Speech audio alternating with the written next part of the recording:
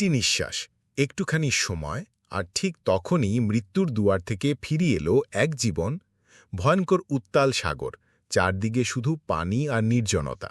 কোথাও নেই কোনো সহায়তার হাত, শুধু শোনা যাচ্ছে এক অসহায় মানুষের প্রাণপণ চিৎকার, যেন বলছে, আমাকে কেউ বাঁচাও। ঠিক সেই সময় একটি জাহাজে থাকা কিছু সাহসী মানুষ নজরে আনল পানিতে হাবুডুবু খাওয়া সেই মানুষের জীবন-মরণ সংগ্রাম।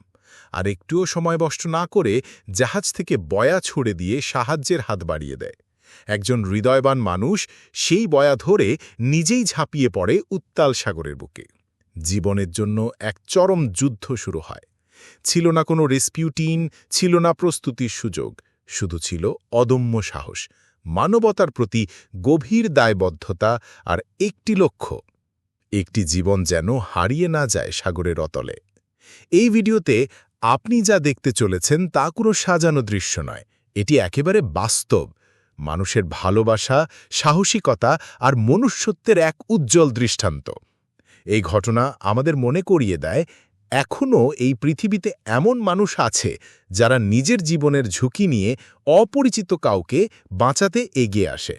ভিডিওটি মন দিয়ে দেখুন, কারণ এটি শুধুই একটি দৃশ্য নয়, এটি হৃদয়ে গেঁথে রাখার মতো একটি বার্তা।